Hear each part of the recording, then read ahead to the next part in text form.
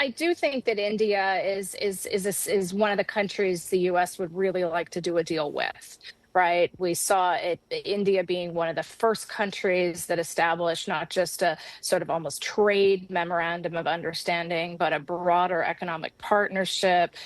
There are geostrategic interests at play here. I do think there's a lot of intention on both sides. But as I think your colleagues highlighted, there's a lot of hard work ahead too here. At the moment, we only have a preliminary deal with one country, the United Kingdom, which we've already seen some elements of the U.S. going back a little bit on some of their promises on the tariff side. So I'm optimistic some sort of deal will be announced, but I think it might be a deal to negotiate further as the two countries work out some of the details. Great point, Rachel. A lot of hard work ahead, and that's consistent with what Parakshit was talking about on the ground in New Delhi. There are still some substantive issues that both sides need to work through. Howard Lutnick's, the atmospherics though, Howard Lutnick's recent remarks of a US-India trade deal in the not-too-distant future, they do signal confidence, but do you feel that they could be signalling a degree of desperation? Time is running out. There are legal challenges to tariffs now. Elon's relationship with the president is clearly imploding. The administration needs a win, doesn't it? Is the US-India trade deal going to be that win? It could be, again, back to I don't want to overstate sort of what we learned from the US-UK agreement to have a deal, but that also came at a time of some pressure and stress. You rightly point out that the reciprocal tariffs, the universal tariffs, those have come under legal challenge. I do think in general that means the U.S. government will double down on other tariffs, sectoral measures, whether it's steel, auto sector, pharmaceuticals, other sectoral tariffs. Those are on somewhat stronger legal bearing.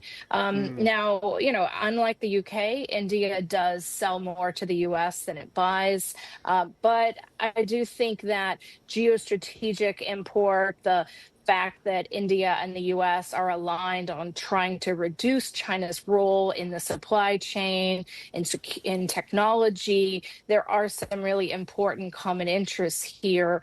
We'll see how the details shape out. Now, I will note that India is also, hedging. They've taken the U.S. to the WTO court to raise concerns about the legality of, I believe, the auto tariffs.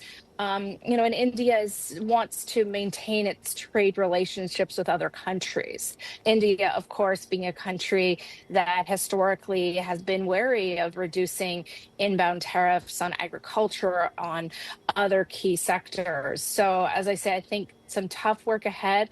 I would be watching, though. Maybe we could see some military procurement. We could maybe see some agreements on the agricultural side, maybe some dynamics on nuclear energy. So my sense is whatever gets announced by the end of the month, that won't be the end of the story. I'm personally really concerned, though, about agriculture. And you're right, Rachel. I feel defence and energy are the low-hanging fruit. But how much of a stumbling block is agriculture going to be to getting a BTA across the line? Because Europe, this is a challenge there. In Japan, it's a challenge there. Sizable farming constituents. Similar story in India. They're encountering exactly the same challenge. This is really where the rubber hits the road in terms of market access colliding with food security. How are they going to square that circle? I think you're right. And the United States, of course, having decided that agricultural market access is one of the things that they want around the world. Now, they may be more focused on proteins and meat rather than grains. But as you mentioned, in India, we know how much of the Indian Union budget goes to supporting farmers. I think that this is not only food security, but also economic and socioeconomic security. We also might see some attempts and agreements on the energy side.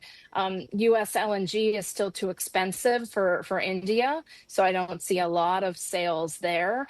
But of course, the U.S. and India face the challenge that both countries would like more manufacturing investment at home. So I think there are some challenges ahead, which strikes me that it might be a narrower trade deal than some countries are hoping for. That being said, some of the other countries with which the U.S. is actively negotiating, other Asian economies like Japan and South Korea, are also facing some roadblocks.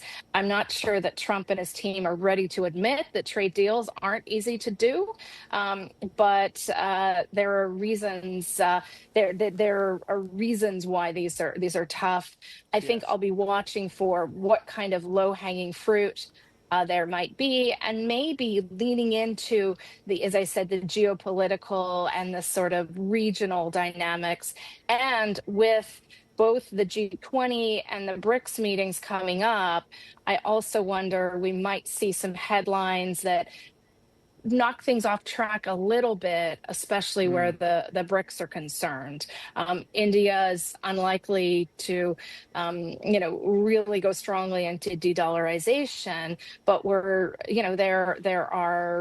India will want to preserve its foreign policy autonomy on a variety of areas. Rachel, ultimately, India's longer-term aim is to move up the value chain, move the economy up the value chain into advanced manufacturing. Do you feel that these trade deals, whether it's with the United States, European Union, or with the UK, which is more or less in the bag, are going to supercharge FDI inflows and private capex investment, which is what India really needs right now? Yeah. So historically, investment follows trade because of predictability, and that investor in that way. At this point, I think the jury is still out whether a U.S. trade deal brings predictability and long-term rulemaking, given some of the changes we've seen. I will note that a number of these deals are more comprehensive deals, and actually the first and one of the most important economic partnership deals India signed a few years ago was that with the UAE. The CEPA there, which really did increase both trade and investment. I think we'll continue to see India and the UAE building on that relationship. There's some new relationships in the pipeline with Saudi Arabia, though, of course, Saudi Arabia is investing a lot at home and wants to build its own manufacturing. The challenge now is that a lot of countries around the world want to attract advanced manufacturing, and the demand may not fully be there. But I have been heartened by the fact the way the Indian government has tried to create some one-stop shops for inward investment and infrastructure, and the like. So some steps forward, even if there are some steps to the side as well.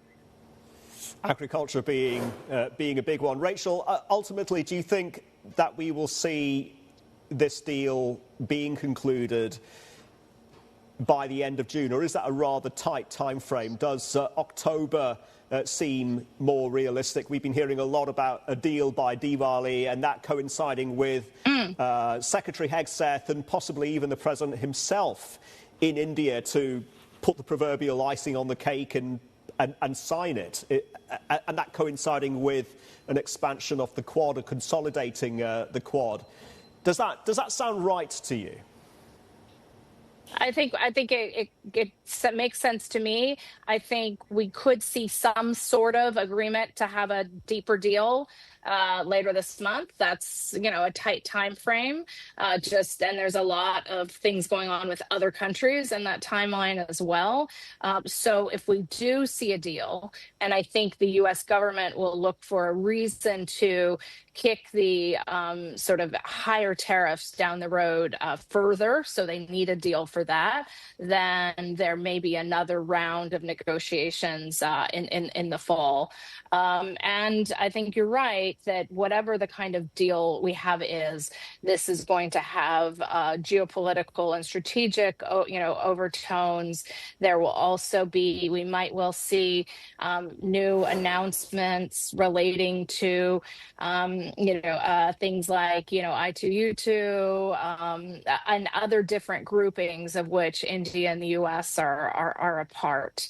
But I doubt we're going to see a fully signed up trade agreement by the end of the month.